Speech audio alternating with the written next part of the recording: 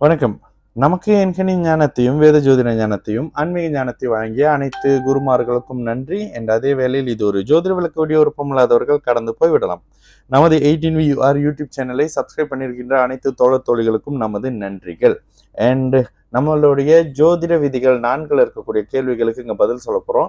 ஜோதிடம் சம்பந்தமான கேள்விகள் இருக்குது அப்படின்னா அது சரியான கேள்விகளாக இருந்துச்சு அப்படின்னா எனக்கு தெரிஞ்ச பதில்களை சரியான முறையில் உங்களுக்கு சொல்கிறேன். எனக்கு தெரியலன்னா தெரியல அப்படின்னு சொல்லிடுறேன். சரிங்களா? சரி, முதலாவது கேள்வி. தினேஷ் 6546 சதுர்கேந்திர யோகம் பற்றி கூறவும். உதாரணத்திற்கு கன்னி லக்னம், 1 சனி சந்திரன், 4 ராகு, 7 குரு, 10 சுக்கிரன், 4 கேந்திரத்தில் கிரகம் இருக்கும்பொழுது 4ஆம் வீட்டு ராகு தசை என்ன பலன் தரும்? ஓகே, முதலாவது நிலையாக சரி, கேள்வி என்ன அப்படின்னா, சதுர்கேந்திர அமைப்பு ஒரு ராகுக்கு 4 கேந்திர அமைப்புகள்லையும் 4, 7, 10ஆம் அமைப்புகள்ல இருக்கக்கூடிய கிரகங்களின் பலன்கள் எப்படி இருக்கும் ராகு தசையில அப்படின்னு கேட்குறீங்க. சரி, முதலாவது விஷயம், இந்த ஜாதகத்தில் இருக்கக்கூடிய ஒரு மிகப்பெரிய அமைப்பு. நீங்க ராகு என்ன செய்வாரு தன்னோட தசையில கேட்குறீங்கல்ல, ராகு இயல்பாக முதல்ல மூல புத்தகங்கள்ல சொன்னது ராகு தான் இருக்கும் வீட்டின் அதிபதியை போலவும், தன்னை பார்க்கும் கிரகத்தின் அதிபதியை போலவும், அதற்கு பிறகு தான் நின்ற நட்சத்திர சாரணத்தின் அடிப்படையிலும் தனக்கு கேந்திரத்தில் இருக்கக்கூடிய கிரகத்தின் அமைப்புகளையும் செயல்படும் அப்படின்னு சொல்லப்பட்டிருந்தது. அதுல ராகு தான் இருக்கும் வீட்டின் அடிப்படையிலையும் தன்னை தொடர்பு கொண்ட கிரகத்தின் அடிப்படையிலும் செயல்படுகிறார் என்றது மட்டும்தான் உண்மை. இந்த 2 விஷயத்தை எடுத்துக்கோங்க. இதுல இந்த ராகுவோட ஒரு சிறப்பு விஷயம் என்ன அப்படின்னா, குருவின் வீட்டுல சுக்கிரனின் தொடர்புல இருக்கிறாரு, 4ஆம் இடத்துல இருக்காரு. ஓகேங்களா? குருவின் வீட்டுல சுக்கிரனின் தொடர்புல இருக்காரு. ஆனா லக்னாதிபதியோட பலத்தை நீங்க கொடுக்கவே இல்லை. இதுல எதிரில் சூரியனை ஒரு உச்சமா போட்டுக்கோங்க. வளர்பிறை, ஆமா, இங்க வளர்பிறை சந்திரனாகவே போட்டுக்கும். சூரியன் வந்து உச்சமா போட்டுக்கோங்க. உச்சனுடைய வீட்டுல லக்னாதிபதியை போட்டுக்கங்க. இந்த இடத்துல மிகப்பெரிய யோகா அமைப்புல இருக்கும். இல்லைன்னா இந்த இடத்துல 11ஆம் இடத்துல இவரை போட்டுக்கோங்க. யாரு? புதனை போட்டுக்கங்க. சந்திரனுடைய வீட்டுல புதன் போட்டுக்கோங்க. இந்த இடத்துல லக்னாதிபதி வலுத்து ராகு தசை வரும்பொழுது மிகப்பெரிய யோக பலன்கள் 4ஆம் பாவகத்தின் வழியே வரும், பெண்களின் வழியே வரும், மனைவி வழியே வரும், அம்மா வழியே வரும். சிம்மம் வர உச்சம், பூர்வீகம் அப்படி இப்படின்னு அம்மாக்கே நிறைய சொத்து, அம்மா அப்பாக்கு நிறைய சொத்து இருக்கும். அதுல அம்மாவின் அமைப்புகள்ல நிறைய பணம் பொருளாதாரம் வரும். இது அனைத்தும் லக்னாதி. ஏன் வந்து அங்க வந்து குருவின் பார்வையில் எவரை போட்டுட்டோம், புதனை போட்டுட்டோம் அப்படின்னா அதனை வாங்கி செயல்படுத்தக்கூடிய அமைப்பு இருக்குல்ல பிரதர், அந்த அமைப்பு உங்களுக்கு கிடைக்கக்கூடிய அமைப்புல லக்னமும் லக்னாதிபதியும் வலிமையா இருக்கணும். இங்க லக்னாதிபதியே குரு பார்த்துறாரு, லக்னத்தை குரு பார்க்கறாரு. இந்த உச்சனாக ஏன் சூரியனை போட்டோம் அப்படின்னா, அந்த சந்திரன் வளர்பிறையாக இருக்கிறாரு, அடுத்து அப்படி மாறினோடனே இதுக்கு வந்துருவாரு, சித்ரா பௌர்ணமிக்கு வந்துருவாரு அப்படின்றத குறிக்கிறதுக்காக இந்த இடத்துல இவர் வளர்பிறையா போட்டிருக்கோம். இதுல லக்னம் வலுத்திருக்கு, லக்னாதிபதி வலுத்திருக்கு. குறிப்பாக குருவின் வீட்டில் சுக்கிரனின் தொடர்புல இருக்கக்கூடிய லக்னத்தின் 4ஆம் அமைப்புகள்ல இருக்கக்கூடிய தன்மையில மிகப்பெரிய யோக பலன்களை ராகு செய்வாரு. எல்லாத்தோட பலனும் எடுத்து செய்வாரா? இல்லைங்க. இந்த இடத்துல அவர் சனியோட பலனை செய்ய மாட்டாரு, சந்திரன் பலன் செய்ய மாட்டாரு. ஆனா குரு சுக்கிரனின் தொடர்பு மிகப்பெரிய யோக அமைப்பை இந்த ஜாதகர் அந்த ராகு தசையில் அனுபவிப்பார்.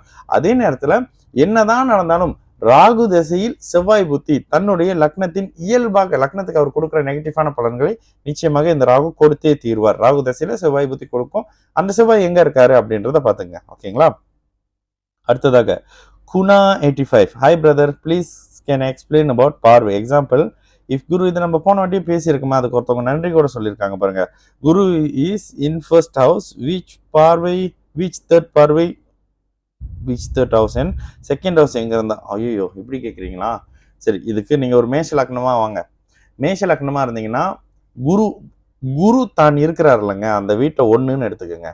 அந்த வீட்டுல இருந்து 5, 7, 9வது இடத்த பார்ப்பாருங்க. ஓகேங்களா? ஆனா இதுக்கு வந்து நான் டென்ஷன் ஆகக்கூடாது, ஏன்னா உங்களுக்கு தெரியாத விஷயத்த கேளுங்க அப்படின்னு சொல்லியிருக்கேன். உங்களுக்கு தெரியல கேட்குறீங்க. சரி, குரு தான் அமர்ந்த வீட்டிலிருந்து 5, 7, 9வது இடத்த பார்ப்பாரு. ஓகே, இன்னும் உங்களுக்கு சொல்லணும்னா ஒரு ஸ்பாட் லைட்டுங்க, நான் எங்க இருந்தாலும் அந்த ஸ்பாட் லைட்டை நான் இங்கதான் அடிப்பேனே தவிர நான் மாத்தி ஏன் மூஞ்சில அடிச்சுக்க மாட்டேன் அப்படின்ற மாதிரி ஒரு கணக்கு.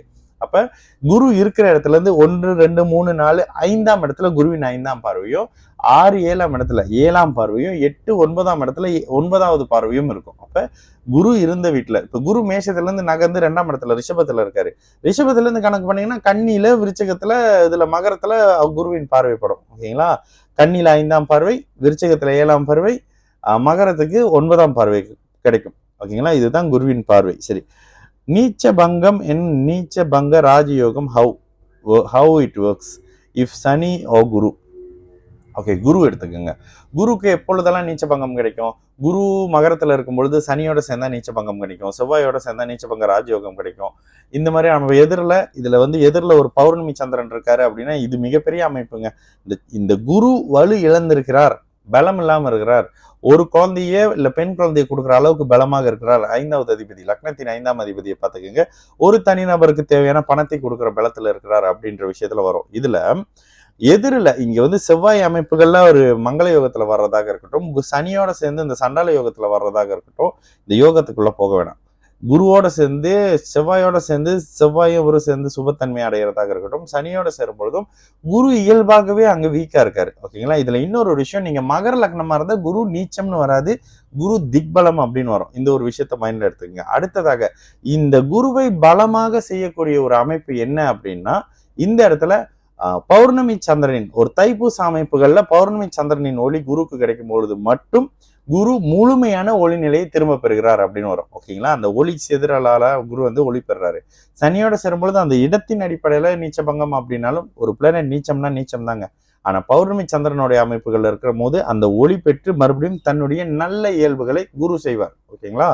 அடுத்ததாக சனி நீச்சமா இருக்கிறது நல்லது. ஏன்னா ஒரு மனிதருக்கு தேவையான தேவை இல்லாத உடல் உழைப்பு, இந்த கஷ்டப்பட்டு வேலை செய்யறது சில சனியின் இயல்பு குணம். உலக பணக்காரங்களுக்கு பல பேருக்கு பாருங்க சனி நீச்சமாகி வக்கரமாகாமலே இருப்பார். ஏன் வக்கரமாக கூடாது? நீச்சத்துக்கு அப்படியே இயல்புக்கு மாறான ஒரு நிலை, உச்சம் மாதிரியான அதிகமான உடல் உழைப்புல வாழ்ந்துகிட்டு இருப்பாங்க நீச்ச வக்கரம் அடைஞ்சவங்க. அப்ப சனி நீச்சமாக இருக்கணும், ஆனா சுபத்தன்மையாக இருக்கணும். ஏன்னா ஆயுளுக்கும் சனி தானே காரகன். அப்போ சூரியனோட சேர்ந்து சனி நீச்ச பங்கம் அடையக்கூடாது. சூரியனும் கெடுவார், சந்திரனும் கெடுவாரு. சூரியன் கீழே துலாத்துல சனியோட இருந்தாலும் கூட இந்த நீச்ச பங்கம் செயல்படாது. சூரியன் சனி 2 பேரையும் கெடுக்கும். ஓகேங்களா? தன்னுடைய தசையில. சக்தி 1960 கேது தசையை எப்படி கணிக்கிறது? உதாரணத்துக்கு கேது துலாம் ராசி மற்றும் துலாம் லக்னத்துக்கு 6ல் இருந்து உச்ச சுக்கிரன் மற்றும் சனியின் 10ஆம் பார்வை பெற்றிருந்தால் கேது தசை என்ன பலன் தரும்? கேதுக்கு வீடு கொடுத்த புதன் மகரத்தில் இருக்க. ஓகே, துலாம் ராசி துலாம் லக்னம், ஓகே, துலாம் ராசி துலாம் லக்னத்துல லக்னாதிபதி உச்சமா இருக்காரு. சனியின் 10ஆம் பார்வையை கேது எங்க இருந்து பாக்குறாரு? லக்னத்துக்கு 12ல் இருந்து. ஓகே, குரும் பாக்குறாரு. ஓகே, அப்ப குருவின் வீட்டுல இருந்து பார்க்கக்கூடிய சனி அப்படின்றீங்க. இந்த கேது என்ன பண்ணுவார், எப்படி பண்ணுவார் அப்படின்றத புதன் வேற இங்க 4ஆம் இடத்துல இருக்காரு. ஓகே, ரொம்ப சிம்பிளுங்க. இந்த ஜாதகத்துல இங்கேயும் நீங்க பௌர்ணமி சந்திரனா இல்ல ஒளியான சந்திரனை பொறுத்து பலன் மாறும். லக்னாதிபதி இந்த இடத்துல உச்சன்னு கொடுத்துட்டீங்க. சரி, கேது தசை ரொம்ப ரொம்ப ரொம்ப சிம்பிளா இருக்குங்க. சரி, கேதுவை யாரு நெருக்கமா பாக்குறா? முதல்ல அவர் நின்ற வீட்டு பலனை செஞ்சிருவாரு. தசை ஆரம்பிச்சோடனே கேதுவோடைய அந்த மொத்த 6-7 வருஷத்துல முதல்ல தான் நின்ற வீடு. அதுக்கு பிறகு யாரு அவரை ரொம்ப நெருக்கமா பாக்குறா? ஒரு 5 டிகிரிக்குள்ள யாரு கேதுவை பார்த்துக்கிட்டு இருக்காரு அப்படின்ற ஒரு விஷயம் இருக்கு. ஆனா 5 டிகிரியில கேதுவை பாக்குறாருன்னா எதிரில சுக்கிரன் எரிஞ்சு போயிருக்காரு அப்படின்ற ஒரு விஷயம் இருக்கு. 6 டிகிரிக்கு பிறகுதான் பார்வையே இருக்கும். ஓகேங்களா? ஏன்னா எதிரில அவர் ராகுவோட இருக்கணும். இது ஒரு முக்கியமான ஒரு விஷயம். இது எதிர்த்தன்மையை புரிஞ்சுக்குங்க. ராகு கேது சூப்பரா புரிஞ்சுக்குவீங்க. அங்க சுக்கிரனுக்கு இங்க சுக்கிரனுடைய பார்வை கிட்டத்தட்ட ஒரு 6 டிகிரிக்குள்ள இருக்குன்னா அங்க சுக்கிரன் உயிரோடவே இல்லை அப்படின்னு வந்துடும். சரிங்களா? ஏன்னா கிரகண அமைப்புல இந்த இடத்துல சனியின் பார்வையை வாங்கின கேது விரையாதிபதியாக மோசமாக செயல்படுவார். ஓகேங்களா? ஏன்னா லக்னாதிபதி வீக்கா இருக்காரு. இது குறிப்பா எங்க மோசமா செயல்படுவாருன்னு பாத்தீங்கன்னா, தன்னுடைய ஜென்ம அஷ்டம சனி அமைப்புகள்ல ஏதாவது இன்வெஸ்ட் அப்படி இப்படின்ற மாதிரியான புதனின் காரக வழிகள்ல நீங்க இன்வெஸ்ட் பண்றேன் அப்படின்ற மாதிரியான விஷயங்கள் ஏதாவது கெடுதல் இருக்கும். அதே நேரத்துல மகரத்துல புதன் இருக்கிறது ஒரு அளவுக்கு பரவாயில்ல. 4ஆம் அமைப்புல இருந்து 10ஆம் அமைப்பை பார்ப்பாரு. ஆனாலும் அந்த 10ஆம் அமைப்புகளை விரயம் பண்ற அமைப்புகளை இந்த கேது செய்வாரு. இது உங்களுக்கு புரிஞ்சிச்சுன்னா ஜோசியம் வேற மாதிரி புரியுது அப்படின்ற ஒரு விஷயம் வந்துடும். ஓகேங்களா? அடுத்ததாக பேர் கொடுக்கல. Can you explain how to C Chandran if it near Thaipusam Masi Magam sometime Chandran is நீச்சம் பட் வைகாசி விசாகம் எப்படி டிஃப்ரெண்ட் எடுக்கிறது? ஓகே, எல்லா இடங்கள்லையுமே சந்திரனுக்கு டிஃப்ரெண்ட் இருக்குங்க. இது உண்மையா நல்ல ஒரு கேள்விதான். சரி, தைப்பூசத்துக்கு சந்திரன் தன்னுடைய ஆட்சி வீட்டுல இருக்கிறார். ஓகேங்களா? அடுத்ததாக மாசி மகத்துக்கு தன்னுடைய நண்பருடைய வீட்டுல இருக்கிறாரு. அதுக்கப்புறம் வைகாசி விசாகத்துக்கு அங்க அவருக்கு ஈர்ப்பு விசை குறைவு, ஆனாலும் ஒளியாக இருக்கிறார். இங்க சந்திரனின் ஒளி மிக மிக மிக முக்கியங்க. இங்க உச்சனாக இருக்கக்கூடிய சந்திரன் அமாவாசையா இருந்தா கூட பெரிய கருதல்களை தன்னுடைய ஃப்ரெண்டு லக்னங்களுக்கு கொடுக்க மாட்டாரு. ஏன்னா அங்க அவர் ஒரு மாதிரியான ஸ்தான பலத்தோட, இங்க ஸ்தான பலம்னு ஜோசியத்துல சொல்லப்படுறது ஒரு ஈர்ப்பு விசையோட இருக்கிறாருன்னு வச்சுக்கோங்க. ஓகேங்களா? அப்போ அந்த ஈர்ப்பு விசையோடு இருக்கும் பொழுது தன்னுடைய வலிமையை அந்த ஜாதகருக்கு அவரால் கொடுக்க முடியும். ஒளியாக இருந்தால் நீச்சம்னு எடுக்காதீங்க. நான் கூட ஒரு இடத்துல ஒரு ஜாதகம் ரீசன்ட்லி போட்டேன். இறந்து போயிடுவாருன்னு சொன்ன ஜோசியர் அந்த ஜாதகத்தை எடுத்து சேலஞ்ச் பண்ணி போட்டேன். இந்த இடத்துல நீச்சம் கீச்சம்லாம் எடுத்துக்கிட்டு இருக்காதிங்க, சந்திரனை ஒளியோட அமைப்புல புரிஞ்சுக்கங்க, வளர்பிறை அப்படி இப்படின்ற மாதிரி சில விஷயம் சொல்லியிருப்பேன். அதுல இங்கே சந்திரனை ஒளியோடு புரியுங்க. அதே நேரத்தில் நீச்சமாகவும் இருக்காரு, அமாவாசை அமைப்புலயும் இருக்காருன்னா மோசம், ராகுவோட சேர்றாருன்னா மிக மோசம், சனி பார்வையில் இருக்காருன்னா சுத்தம் அப்படின்ற மாதிரி இருக்கும். வாழ தகுதி அற்றவர்ன்ற மாதிரியான எண்ணங்களின் அடிப்படையில கெடுதல் இருக்கும். சரிங்களா? சரி, அடுத்ததாக ரீஷன் ஜெய கணேசன் 6681 குரு இன் 8th house, கூட்டா பேட்டா டிபெண்ட் உங்களோட ஜாதகத்தை பொறுத்துங்க. குரு அணி லக்னங்களுக்கு இருந்து குரு 8ல இருக்கிறாரு அப்படின்னா, குரு 8ல இருக்காருன்னா உங்களுக்கு வெளிநாடு வெளி மாநிலம் மாதிரியான அமைப்புகளுக்கு அனுப்புவாரு. ஓகேங்களா? ஆனா அடுத்தடுத்த தசை உங்களுடைய லக்னாதிபதி பலத்தை பார்த்துக்கோங்க. எப்பொழுதும் குரு மறைகிறாரு அப்படின்னா தூரத்துல இருந்து வருமானம், மறைமுகமான வருமானம், பிறந்த இடத்துல இருந்து தள்ளி வருமானம், ஏன்னா தனக்காரகன் இல்ல. அடுத்ததாக குழந்தை சம்பந்தப்பட்ட விஷயத்துல தாமதம் இருக்கும். இது உங்களோட 5ஆம் அதிபதியும் 8ல மறைஞ்ச குரு எப்படி இருக்கிறாரு அப்படின்றதையும் பார்த்துக்குங்க. சரிங்களா? அடுத்து கலையரசன், இதுக்குதான் நம்ம அங்க Q&A தனியா செய்யறோம்ல. சரி, இன்னொரு கேள்வி. ஒரு லாரி டிரைவர் ஜாதகம் எப்படி இருக்கும்? விச் பிளானட் சுபத்துவம்? கண்ணை மூடிக்கிட்டு சொல்லலாம், சனிதான் சுபத்துவம். சனி தாங்க டிரான்ஸ்போர்ட், லாஜிஸ்டிக், அழுக்கு, இந்த வேலை, இந்த உடல் உழைப்பு சம்மந்தப்பட்டது, இரும்பு பழசு, இந்த டயர் மாத்திரை, ரோட்ல போறது, இரும்பு சம்மந்தப்பட்ட உழைக்கிறீங்க. சனி தானே காரகம். சனி தான். உங்க ஜாதகத்துல செக் பண்ணி பாருங்க, நீங்க கண்டிப்பா மலேசியாவில் உள்ளவராக தான் இருப்பீங்க. சரி, அடுத்ததாக அண்ணன், ஒரே ராசியில மேரேஜ் பண்ணக்கூடாதுன்னு சொன்னீங்களா? நான் இப்பங்க சொன்னேன் ஏங்க? நான் அதெல்லாம் சொல்றதே இல்லைங்க. ஒரே ராசிலாம் தாராளமா கல்யாணம் பண்ணிக்கலாம். பிகாஸ் ஜென்ம சனி ஒரே நேரத்துல வரும்னு. ஆமா. ஹவு மீனம் என் கடகம் வரையில சனி என் அஸ்தம சனியா? ஹவு மீனம் என் கடகம் விரைய சனியா? வரைய சனின்னு போட்டிருக்கீங்க. விரைய சனி என் அஷ்டம சனி ஒரே நேரத்துல வருமே. துலாம் என் மீனம் 6, 8 ஈச் அதர்ஸ். ஓகே, ராசி லக்னம் உங்களுக்கு தான் லக்னத்துக்கு ராசிக்கு ஒரு மாதிரி இன்னொரு ஆல்டர்னேட்டிவ் ஆப்ஷனா லக்னம் கொடுத்துருக்காங்களேங்க.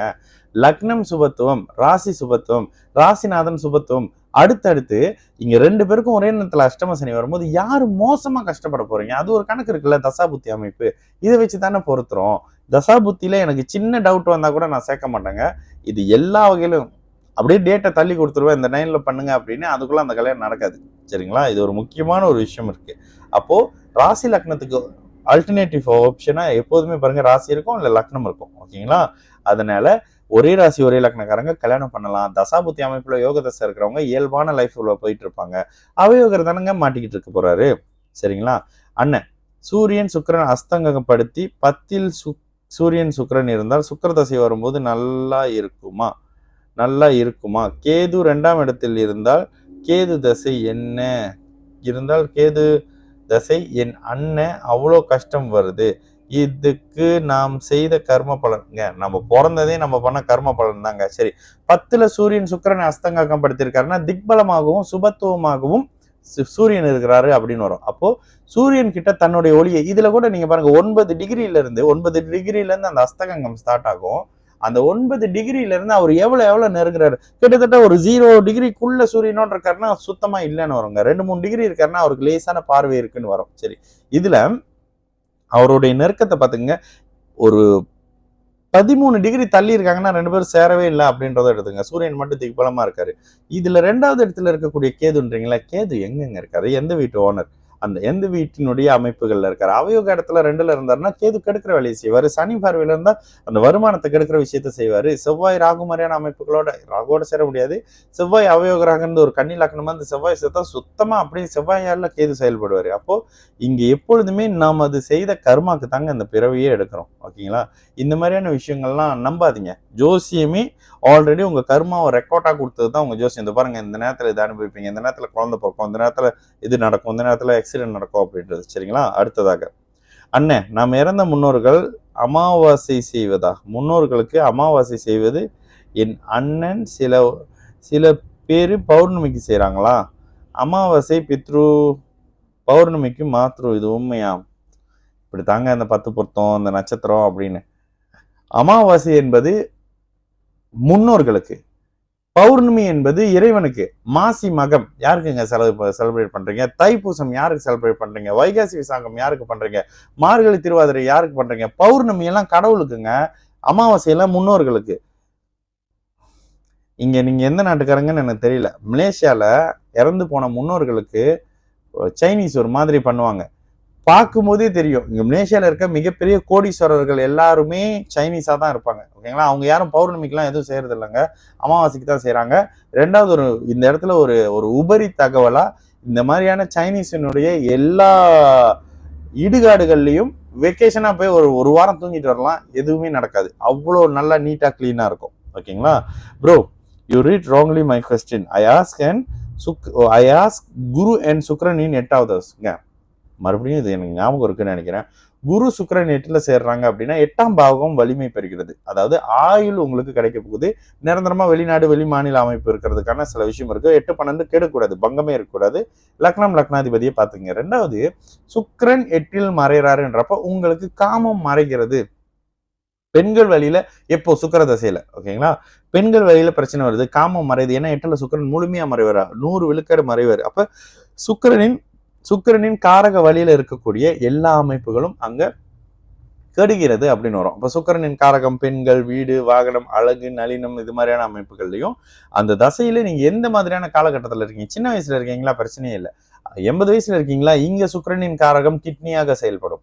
30 வயசுல இருக்கீங்களா? இங்க சுக்கிரனின் காரகம் காதலாகவும் காமமாகவும் வேலை செய்யும். ஓகேங்களா?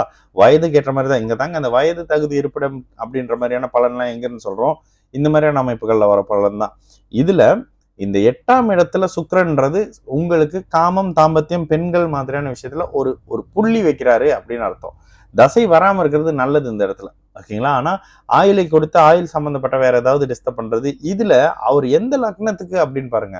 ஏன்னா 8ஆம் இடம் ஒரு மாதிரி நோய், விபத்து மாதிரியான விஷயத்த கொடுக்கும்ல. சுக்கிரனா இருந்தாலும் இந்த கொடுப்பாரு, குருவா இருந்தாலும் கொடுப்பாரு. இது எந்த லக்னத்துக்குன்னு பார்த்து இந்த இடத்துல சுக்கிர தசையும் சுக்கிர புத்தியோ வர்றப்பெல்லாம் அவர் டிஸ்டர்ப் ஆகுறது, இந்த யூரின் இன்ஃபெக்ஷன் ஆகுறது, இந்த பிரைவேட் பார்ட் சம்பந்தப்பட்ட டிஸ்டர்ப் எல்லாம் இந்த சுக்கிரன் தான் கொடுக்குறவரு.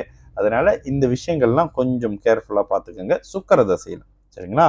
மீண்டும் அடுத்த ஒரு ஜோதிட விதிகள் விஷயத்துல சந்திக்கலாம். ஒரு உண்மையாக நல்லா இருந்தது கேள்வியெல்லாம். உண்மையாகவே தரமா கேட்குறீங்க. உங்க சுய ஜாதகத்திலிருந்து கேட்டா கூட கேள்வி நன்றாக இருக்கிறது அப்படின்ற மாதிரி ஒரு விஷயம்.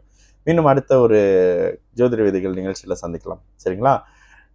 மேபி இன்னைக்கு நைட்டு ஃப்ரீயா இருந்தோம் அப்படின்னா இந்த Q&A வந்து இன்னைக்கு நைட் செய்யலாம். அதுக்கு கேள்வியும் பதிலும் சரிங்களா? நல்லது நடக்கும். எல்லோரும் நல்லா இருப்போம். வணக்கம்.